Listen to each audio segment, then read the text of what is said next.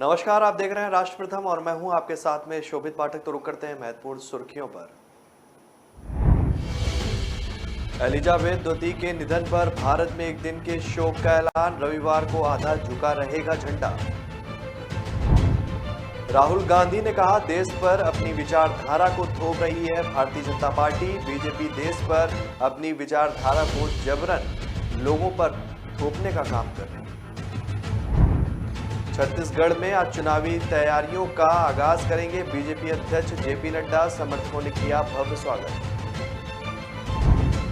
जीतन राम मांझी ने देश के अगले पीएम पद और बिहार के सीएम पद को लेकर दिया बड़ा बयान। और दिल्ली के सीएम अरविंद केजरीवाल ने महारानी एलिजाबेथ द्वितीय के निधन पर जताया शोक। कहा, यह एक युग का अंत है। अब खबरें विस्तार से। महारानी एलिजाबेथ द्वितीय का गुरुवार को 96 वर्ष की आयु में निधन हो गया। वहीं अब भारत सरकार ने फैसला किया है कि ब्रिटेन की महारानी एलिजाबेथ द्वितीय के निधन के बाद पूरे भारत में 11 सितंबर को एक दिन का राजकीय शोक होगा। रविवार को झंडा आधा झुका रहेगा। गृह मंत्रालय ने अपने बयान में उल्लेख किया है कि राष्ट्रीय ध्वज पूरे भारत में उन सभी भवनों पर फहराया जाएगा जहां राष्ट्रीय ध्वज नियमित रूप से फहराया जाता है। साथ ही ये भी कहा गया है कि राजकीय शोक के दिन कोई भी आधिकारिक मनोरंजन कार्यक्रम नहीं होंगे। प्रधानमंत्री नरेंद्र मोदी ने उन्हें हमारे समय के दिग्गज के रूप में याद किया है। प्रधानमंत्री मोदी ने कहा कि उन्हें अपने देश और लोगों को प्रेरक नेतृत्व किया है और सार्वजनिक जीवन में गरिमा और शालीनता की पहचान की है। प्रधानमंत्री मोदी ने कहा कि 2015 और 2018 में यूके की अपनी यात्राओं के दौरान मेरी महारानी एलिजाबेथ द्वितीय के साथ यादगार मुलाकातें हुई हैं। मैं उनकी गर्मजोशी और दयालुता को कभी नहीं भूलूंगा। एक बैठक के दौरान उन्होंने कहा कि मुझे वह रुमाल दिखाया जो महात्मा गांधी ने उन्हें अपनी शादी में उपहार के तौर पर दिया था। मैं इसको हमेशा रखूंगा। आपको बता दें कि महारानी की तबीयत ठीक नहीं थी। वह चिकित्सीय देखरेख में थी क्योंकि डॉक्टर महारानी के स्वास्थ्य के लिए चिंतित थे। गुरुवार को बकिंघम पैलेस में घोषणा की गई थी कि बालमोर कैसल में महारानी का निधन हो गया है। उन्हें 70 साल तक ब्रिटेन पर उन्होंने राज किया।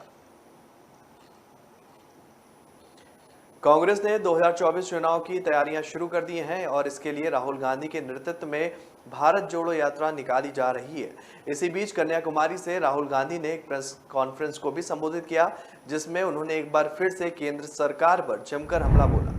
राहुल गांधी ने कहा कि देश में संवाद खत्म हो चुका है। देश को बीजेपी की विचारधारा से नुकसान पहुंच रहा है। बीजेपी देश पर अपनी विचारधारा को जबरन थोप रही है। हालांकि इस दौरान राहुल गांधी ने ये साफ किया कि वो यात्रा में भाग ले रहे हैं और इसका नेतृत्व नहीं कर रहे। राहुल गांधी ने इस दौरान कहा कि लंबा रास्ता है। कामराज जी के क्षेत्र में आना सम्मान की बात है। भारत जोड़ो यात्रा बीजेपी नेताओं के हमलों पर राहुल ने कहा कि उनकी राय का स्वागत है।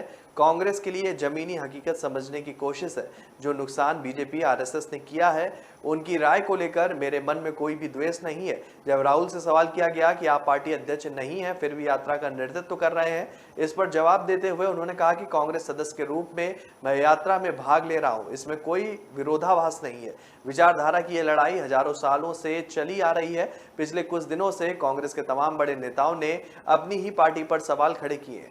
जब राहुल से पूछा गया कि कांग्रेस के नेता अलग मत जाहिर कर रहे हैं तो उन्होंने कहा कि मेरे मुकाबले बीजेपी के पास उन पर दबाव बनाने के बेहतर तरीके हैं।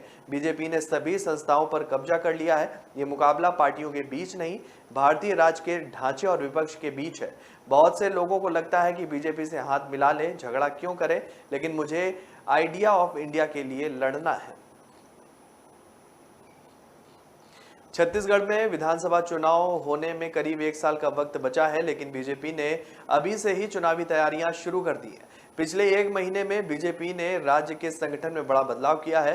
राज्य में प्रदेश अध्यक्ष से लेकर नेता प्रतिपक्ष बदल दिए गए हैं। पिछले हफ्ते केंद्रीय गृह मंत्री अमित शाह ने छत्तीसगढ़ का दौरा किया था। बीजेपी की रणनीति को लेकर यह समझा जा सकता है कि पार्टी 2023 में होने वाला विधानसभा चुनाव पूरी ताकत से लड़ने वाली है।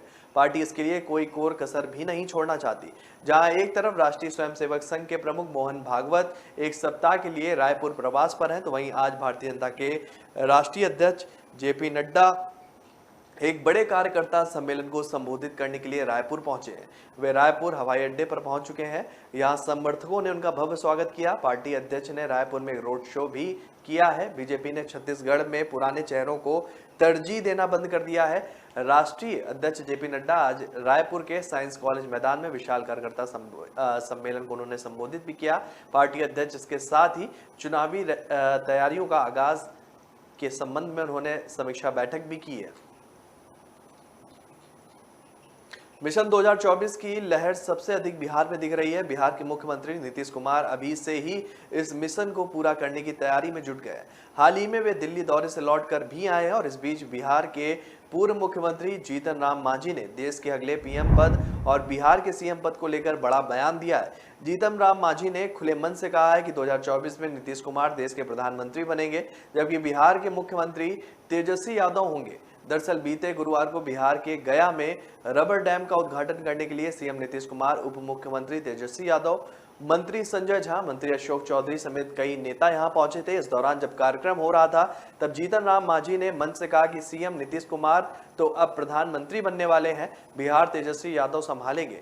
मांझी ने तेजस्वी को बिहार का भावी सीएम बोलकर संबोधित किया। पूर्व मुख्यमंत्री जीतन राम मांझी ने कहा कि नीतीश कुमार को मुख्यमंत्री नहीं कहिए, अब प्रधानमंत्री ही कहिए तो ज्यादा अच्छा लगेगा। जीतन राम मांझी ने अपने बयान से भविष्यवाणी की है, लेकिन सवाल है कि आखिर उनके इस बयान में कितना दम है। हालांकि जिस तरीके से नीतीश कुमार तैयारी में लगे हैं उससे यह तो बिल्कुल स्पष्ट है कि विपक्षी दल एकजुट होकर प्रधानमंत्री मोदी के खिलाफ लड़ने की तैयारी में है। हालांकि नीतीश कुमार कई बार ये कह चुके हैं कि वो प्रधानमंत्री पद के उम्मीदवार नहीं है, वो सिर्फ विपक्ष को एक मंच पर लाने के लिए काम कर रहे हैं। दिल्ली के मुख्यमंत्री अरविंद केजरीवाल ने महारानी एलिजाबेथ द्वितीय के निधन पर शोक जताया है। मुख्यमंत्री अरविंद केजरीवाल ने कहा कि उनका जीवन सेवा और कर्तव्य के सिद्धांतों का एक प्रतीक है। सीएम अरविंद केजरीवाल ने ट्वीट करते हुए लिखा कि महारानी एलिजाबेथ द्वितीय के निधन से दुनिया ने एक अनुकरणीय नेतृत्व को खो दिया है। उनका जीवन सेवा और कर्तव्य के सिद्धांतों का एक प्रतीक है। यह एक युग का अंत है। मेरी संवेदनाएं उनके परिवार और ब्रिटेन के लोगों के साथ हैं। और इससे पहले प्रधानमंत्री नरेंद्र मोदी ने भी महारानी एलिजाबेथ द्वितीय के निधन पर दुख जताया। उन्होंने ट्वीट करते हुए लिखा कि 2015 और 2018 में यूके की अपनी यात्राओं के दौरान मेरी महारानी एलिजाबेथ द्वितीय के साथ लगातार यादगार मुलाकातें हुई। मैं उनकी गर्मजोशी और दयालुता को कभी नहीं भूलूंगा। एक बैठक के दौरान उससे मुझे वह रुमाल दिखाया जो महात्मा गांधी ने उन्हें उनकी शादी में उपहार दिया था। आपको बता दें कि ब्रिटेन की महारानी एलिजाबेथ द्वितीय का 96 साल की उम्र में स्कॉटलैंड में गुरुवार को निधन हुआ। बकिंगम पैलेस की ओर से इस संबंध में बयान भी जारी किया गया, जिसमें कहा गया कि गुरुवार दोपहर स्कॉटलैंड के बालमोरल महल में महारानी एलिजाबेथ द्वितीय ने अंतिम सांस ली। वे बीते 70 वर्ष ब्रिटेन की राजगद्दी पर काबिज थी। महारानी एलिजाबेथ द्वितीय बीते अक्टूबर से स्वास्थ्य संबंधी समस्याओं का सामना कर रही थी। जानकारी के मुताबिक महारानी एलिजाबेथ द्वितीय एपिसोडिक मोबिलिटी प्रॉब्लम से जूझ रही थी, जिससे उन्हें चलने और खड़े होने में परेशानी हो रही थी। तो रुक रहे हैं छोटे से ब्रेक के लिए। ब्रेक के बाद जल्द हाजिर होंगे।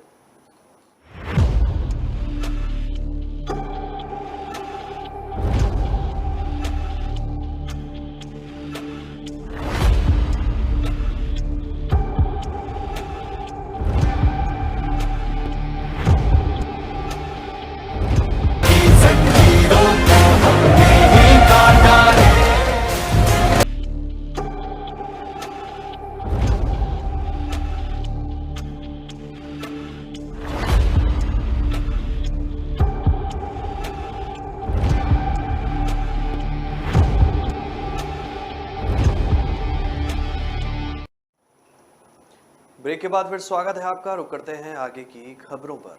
भारतीय मूल की अमेरिकी सांसद प्रमिला जयपाल को फोन पर आपत्तिजनक और नफरत भरे संदेश मिल रहे हैं। उन्होंने एक ऑडियो संदेश ट्वीट किया है। ऑडियो के उन हिस्सों को एडिट किया गया है जिसमें अश्लील और अभद्र बातें कही गई हैं। ऑडियो में एक शख्स जयपाल को गंभीर परिणाम भुगतने और उनके मूल देश भारत लौट जाने की धमकी दे रहा है। प्रमिला जयपाल ने ट्वीट में लिखा कि आमतौर पर राजनीतिक हस्तियां उनके साथ हुए बुरे व्यवहार को नहीं बताती। मैंने ऐसा करना चुना क्योंकि हम हिंसा को न्यू नॉर्मल के रूप में स्वीकार नहीं कर सकते हैं। हम उन नक्सलवाद और लिंगवाद को भी स्वीकार नहीं कर सकते जो इस हिंसा में अंतर्निहित है। और इसे प्रोत्साहित करता है। इससे पहले गर्मियों में एक शख्स ने जयपाल को पिस्तौल दिखाई थी। एक अन्य ट्वीट में जयपाल ने लिखा कि नक्सलवाद और गुस्से से भरा एक शख्स मेरे घर पर एक भरी हुई बंदूक के साथ दिखाई दिया था। मैं इसे साझा कर रही हूं क्योंकि हम बढ़ती हिंसा के सामने चुप नहीं रह सकते। ये अलग थलग घटनाएं नहीं है। सिएटल स्थित सांसद आवास के बाहर जयपाल को पिस्तौल दिखाने वाले व्यक्ति की पहचान 49 वर्षीय ब्रेट फोर्सेल के रूप में हुई है और उसे गिरफ्तार कर लिया गया था। वह शख्स जयपाल और उसके पति पर चिल्ला रहा था। आपको बता दें कि प्रेमिला जयपाल का जन्म चेन्नई में हुआ था। 18 वर्ष की उम्र में वह अमेरिका चली गई थी। वॉशिंगटन की राज्य सीनेट में 2 साल काम करने के बाद वह 2016 में वह प्रतिनिधित्व सभा के लिए चुनी गई थी। ऐसा करने वाली वह पहली महिला थी। उसी साल अमेरिकी सीनेट में भारतीय मूल की कमला हैरिस चुनी गई थी। एक डेमोक्रेट के तौर पर प्रेमिला जयपाल अपने तीसरे कार्यकाल में है। वह हाउस प्रोग्रेसिव काकस के अध्यक्ष के रूप में कांग्रेस के उदारवादियों का नेतृत्व करती हैं। वह डोनाल्ड ट्रंप की कड़ी आलोचक रही हैं। अमेरिका में हाल में भारतीय मूल के कई लोग नस्ली हमलों का सामना कर चुके हैं। हाल में ही मैक्सिकन अमेरिका में महिला भारतीय मूल की महिलाओं के साथ हाथापाई करती हुई और उन्हें भला बुरा कहती हुई भी देखी गई थी। छत्तीसगढ़ के मुख्यमंत्री भूपेश बघेल राज्य में 2 नए जिलों की शुरुआत करेंगे और इससे प्रदेश के जिलों की संख्या 33 हो जाएगी। सरकार ने इससे पहले इसी महीने 3 नए जिले और बनाए थे। मनेंद्रगढ़, चिरमिरी, भरतपुर प्रदेश का 32वां और शक्ति प्रदेश का 33वां जिला होगा। मुख्यमंत्री बघेल इन जिलों के कलेक्टर और पुलिस अधीक्षक कार्यालय का उद्घाटन भी करेंगे। इससे पहले भूपेश बघेल की सरकार ने 2 सितंबर को मोहला, मानपुर, अंबागढ़ चौकी जिला बनाया था। वहीं सारंगगढ़, बिलाईगढ़ और खैरागढ़ गंडई जिला 3 सितंबर को गठित किया गया था। इन नए जिलों के बन जाने से इन इलाकों का विकास होने की उम्मीद जताई जा रही है। मुख्यमंत्री भूपेश बघेल आज सबसे पहले मनेंद्रगढ़, चिरमिरी, भरतपुर जिले की शुरुआत करेंगे और इसके बाद शक्ति जिले का शुभारंभ करेंगे। मुख्यमंत्री इन दोनों ही नए जिलों में रोड शो भी करेंगे। इसके साथ ही मुख्यमंत्री इन जिलों के लिए करीब 354 करोड़ रुपए के विकास कार्यों का लोकार्पण और शिलान्यास भी करेंगे। मनेंद्रगढ़, चिरमिरी, भरतपुर जिले को कोरिया जिले से अलग कर और शक्ति को जांजगीर चंपा से काटकर नया जिला बनाया जा रहा है। मनेंद्रगढ़, चिरमिरी, भरतपुर सरगुजा संभाग में आएगा और इस जिले में जो है 3 अनुभाग महेंद्रगढ़, भरतपुर और खंडवा है। इसमें मनेंद्रगढ़, केहारी, भरतपुर, खंडवा, चिरमिरी और कोटाडोल तहसीलें भी आएंगी। इनके अलावा मनेंद्रगढ़, खंडवा और भरतपुर जनपद पंचायत होंगे। इन जिले में नगर पालिका निगम चिरमिरी, नगर पालिका परिषद मनेंद्रगढ़, नगर पंचायत झगराखांड, नगर पंचायत खोंगा पानी और नगर पंचायत नई लेदरी का भी नाम शामिल है। उत्तर प्रदेश के डिप्टी सीएम ब्रजेश पाठक ने अपनी ही पार्टी का सांसद पर वरुण गांधी पर सवाल उठा दिए हैं। हाल ही में पीलीभीत से बीजेपी सांसद वरुण गांधी ने बेरोजगारी को लेकर सरकार को घेरा था, जिस पर पलटवार करते हुए डिप्टी सीएम ने उन्हें पटरी से उतरा हुआ बता दिया। डिप्टी सीएम ने यह बयान मैनपुरी में दिया, जहां वो विकास कार्यों का निरीक्षण करने के लिए पहुंचे थे। दरअसल बीजेपी सांसद वरुण गांधी अक्सर बीजेपी से अलग लाइन पर बयान देते हुए देखे जाते हैं और सुर्खियों में भी बने रहते हैं। हाल ही में उन्होंने बेरोजगारी को लेकर अपनी ही सरकार पर निशाना साधा था। उन्होंने कहा कि पिछले 5 सालों में बेरोजगारी सबसे न्यूनतम स्तर पर है, जिसे लेकर कोई ठोस योजना नहीं बनी है। इसी पर जवाब देते हुए डिप्टी सीएम ब्रजेश पाठक ने वरुण गांधी को पटरी से उतरा हुआ बता दिया। ब्रजेश पाठक ने कहा कि भारतीय जनता पार्टी विशाल पार्टी है। प्रधानमंत्री की गरीब जनकल्याणकारी योजनाएं और उत्तर प्रदेश के मुख्यमंत्री योगी आदित्यनाथ जी की कानून व्यवस्था को लेकर 2024 लोकसभा चुनाव में बीजेपी पूरी सीटों पर विजय प्राप्त करेगी। वहीं आजम खां के सवाल पर डिप्टी सीएम ने कहा कि वो बयान माफिया लोग हैं। इस तरह के लोग बयान देकर सुर्खियां बटोरने का काम करते हैं। उन्होंने सपा को गुंडों और माफियाओं की पार्टी तक बताया। चुनावी रणनीतिकार और राजनीतिक प्रशांत किशोर ने कटिहार में एक सैलून वाले की कहानी सुनाते हुए सीएम नीतीश कुमार पर हमला बोला है। शुक्रवार को प्रशांत किशोर कटिहार के टाउन हॉल में सभा को संबोधित कर रहे थे। इस दौरान प्रशांत किशोर ने कहा कि उन्हें सैलून चलाने वाले एक व्यक्ति की बात काफी अच्छी लगी। उस व्यक्ति ने कहा कि लालू और नीतीश कुमार के राज्य में कोई भी अंतर नहीं है। दोनों के समय में जनता की हजामत हो रही है। लालू राज में अपराधियों का बोलबाला है और नीतीश कुमार के राज में अधिकारियों का बोलबाला है। इस दौरान प्रशांत किशोर ने कहा कि वो आज कुछ घंटों के लिए कटिहार आए हैं। कल वो बेगूसराय में थे, अब पूर्णिया जा रहे हैं। 2 अक्टूबर से वो पदयात्रा करने वाले हैं। गांधी आश्रम चंपारण से पदयात्रा की शुरुआत होगी और इसके जरिए बिहार के हर शहर, हर प्रखंड, ज्यादातर पंचायतों तक जाने के लिए वह खुद पैदल चलेंगे। करीब 3500 किलोमीटर चलकर हर जगह वह पहुंचने का प्रयास करेंगे।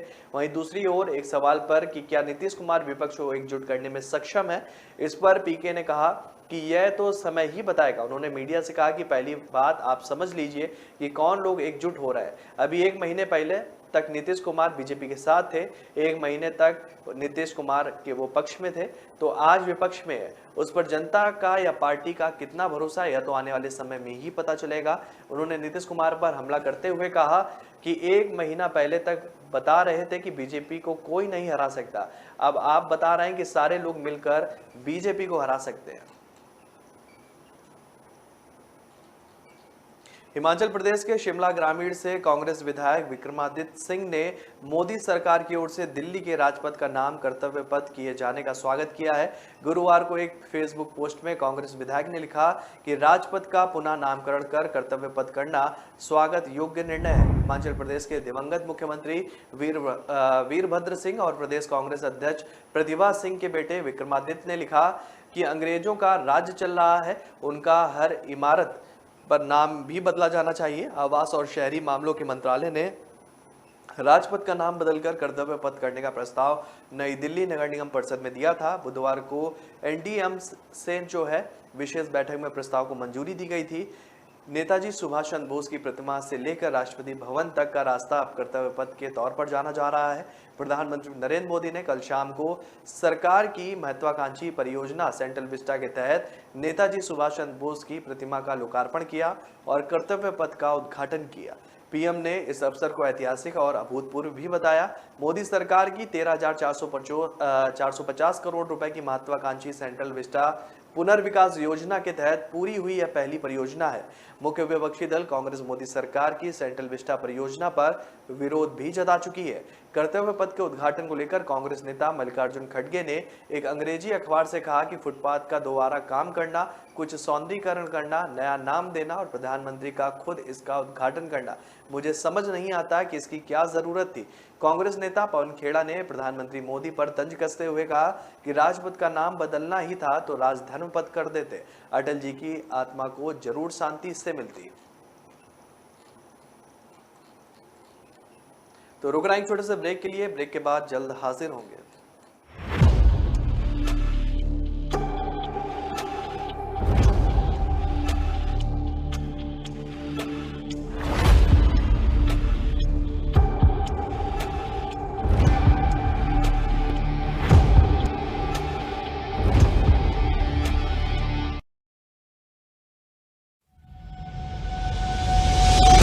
लहरों से डरकर नौका पार नहीं होती, कोशिश करने वालों की कभी हार नहीं होती। नन्ही चींटी जब दाना लेकर चलती है, चढ़ती दीवारों पर 100 बार फिसलती है। मन का विश्वास रगों में साहस भरता है, चढ़कर गिरना, गिरकर चढ़ना न अखरता है। आखिर उसकी मेहनत बेकार नहीं होती, कोशिश करने वालों की कभी हार नहीं होती। डुबकी या सिंधु में गोताखोर लगाता, जा जाकर खाली हाथ लौट कर आता। मिलते नहीं सहज ही मोती गहरे पानी में, बढ़ता 2 गुना उत्साह इसी हैरानी में। मुट्ठी उसकी खाली हर बार नहीं होती, कोशिश करने वालों की कभी हार नहीं होती। असफलता एक चुनौती है, इसे स्वीकार करो। क्या कमी रह गई देखो और सुधार करो। जब तक न सफल हो नींद चैन को त्यागो तो, संघर्ष का मैदान छोड़कर मत भागो तो। कुछ किए बिना ही जय जयकार नहीं होती, कोशिश करने वालों की कभी हार नहीं होती। कुछ नया करो।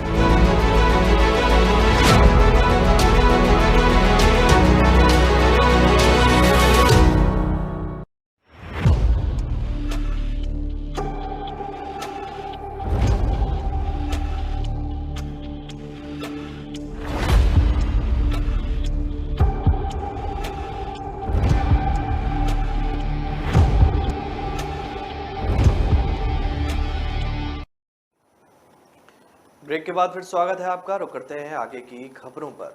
प्रधानमंत्री नरेंद्र मोदी ने दिल्ली में सेंट्रल विस्टा का उद्घाटन कर दिया है और इसके बाद 9 सितंबर यानी कि शुक्रवार से आम लोगों के लिए सेंट्रल विस्टा खोल दिया जाएगा।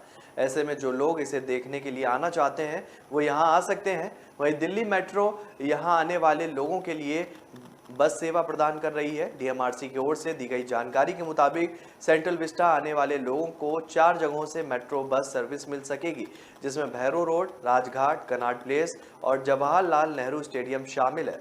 डीएमआरसी के मुताबिक इन 4 जगहों से सेंट्रल विस्टा घूमने आने वाले लोगों को पिकअप की सर्विस मिलेगी। दिल्ली मेट्रो की ओर से चलाई जा रही ये इलेक्ट्रॉनिक बसें उपरोक्त स्थानों से आगंतुकों को ले जाएंगी और नेशनल स्टेडियम सी हेक्सागोन के गेट नंबर 1 पर उतारेंगी, जहां से इंडिया गेट सेंट्रल विस्टा तक पैदल पहुंचा जा सकता है। इसके साथ ही यह सुविधा शुरुआत में 1 हफ्ते के लिए उपलब्ध होगी और इन रूटों पर कुल 12 बसों का संचालन किया जाएगा। ये बसें शाम 5 बजे से आगंतुकों के लिए उपलब्ध होंगी और अंतिम पिकअप रात 9 बजे तक होगी। केंद्रीय गृह मंत्री अमित शाह ने 9 और 10 सितंबर को जैसलमेर के दौरे पर रहेंगे। वह सीमा पर्यटन के शिलान्यास समारोह का भी उद्घाटन करेंगे। यह उद्घाटन तनोट माता परिसर में होगा।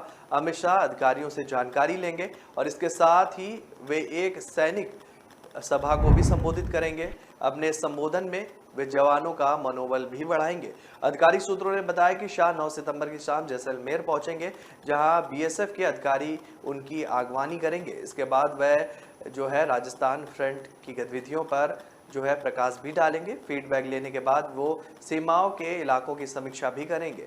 अमित शाह वहां रात में रुकेंगे और उनका रात्रि विश्राम जैसलमेर में होगा और उसके बाद वे अगले दिन सीमा पर्यटन के शिलान्यास समारोह का उद्घाटन के लिए तनोट परिसर जाएंगे। वहां पर सीमा पर्यटन परियोजना के भूमि पूजन में शामिल होंगे। उल्लेखनीय है कि जैसलमेर जो है शहर अंतर्राष्ट्रीय स्तर पर पर्यटन स्थल के रूप में अपनी एक अलग पहचान रखता है। ऐतिहासिक किले के कारण इसे गोल्ड सिटी भी कहा जाता है। यहाँ की शाही हवेलियाँ, सांस्कृतिक विरासत और प्राकृतिक सुंदरता भी पर्यटकों को स्वतः अपनी ओर आकर्षित करती है। बॉर्डर टूरिज्म से दूर दराज के गांव और रेगिस्तानी क्षेत्र के निवासियों के लिए रोजगार के नए अवसर भी सृजित होंगे। साथ ही इससे स्थानीय लोक कलाकारों को अपनी कला को प्रदर्शित करने का बड़ा मंच भी मिलेगा। दिल्ली के मुख्यमंत्री और आम आदमी पार्टी के मुखिया अरविंद केजरीवाल ने लोगों से आदमपुर विधानसभा सीट पर होने वाले उपचुनाव में उनकी पार्टी को वोट देने की अपील की है। दरअसल केजरीवाल हरियाणा की 2 दिवसीय यात्रा पर हैं। उन्होंने यहां पर एक रैली को संबोधित करते हुए कहा कि आदमपुर आम आदमी पार्टी के लिए 2024 में राज्य में अपनी सरकार बनाने के प्रवेश द्वार होगा।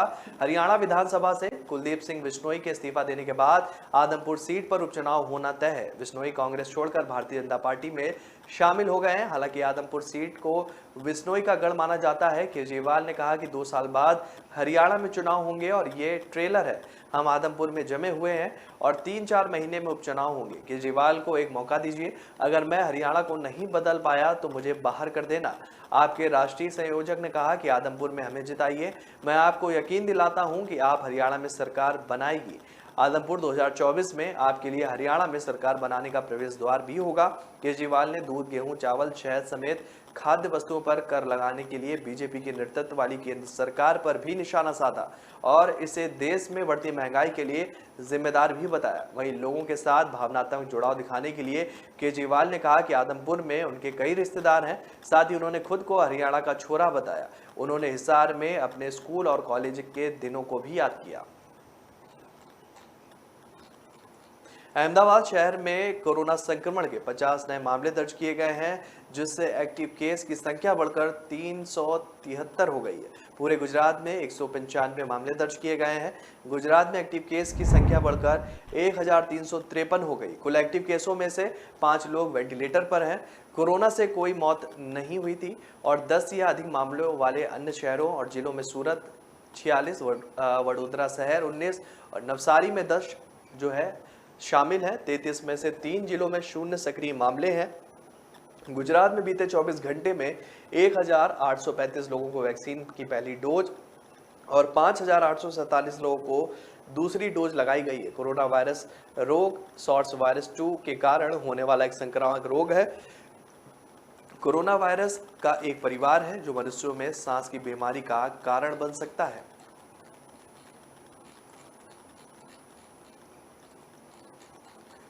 महाराष्ट्र में बारिश जो है अब मुसीबत बन गई है। कई इलाकों में पानी में डूबी गाड़ियां, ट्रेनें जो है वो चल नहीं पा रही हैं। महाराष्ट्र में कई हिस्सों में भीषण बारिश के बाद जनजीवन अस्त व्यस्त हो गया है। मुंबई और आसपास के इलाकों में गुरुवार की शाम हुई तेज बारिश के कारण जल जमाव की स्थिति बन गई। नवी मुंबई में भारी बारिश के चलते निचले इलाकों में सड़कों पर काफी पानी जमा हो गया। ठाणे में भारी बरसात के बाद कई गाड़ियां पानी में फंस गईं। इसके अलावा मुंब्रा इलाके में तेज बरसात की वजह से सड़कें पानी में डूब गई। कई इलाकों में घुटनों तक पानी भरने से लोगों के सामने मुसीबत खड़ी हो गई। नासिक में भी तेज बारिश की वजह से हाईवे से सटे फ्लाईओवर पर भी पानी जमा हो गया। सड़कों पर पानी भर जाने से आम लोगों को काफी परेशानियों का सामना करना पड़ रहा है। नासिक में बारिश ने शहर में जगह जगह पर जल भराव की स्थिति पैदा कर दी है। कई इलाकों में तो बिजली बाधित होने की भी खबरें सामने आई। कई जगह गाड़ियां पानी में फंसी हुई दिखीं। भारी बारिश की वजह से नासिक के सिन्नर तालुका के ककोरी गांव में जाम नदी का जलस्तर बढ़ गया। नदी के ऊपर बने पुल के ऊपर से पानी बह रहा है। गांव वालों को इस पुल से बचने की हिदायत भी दी गई है।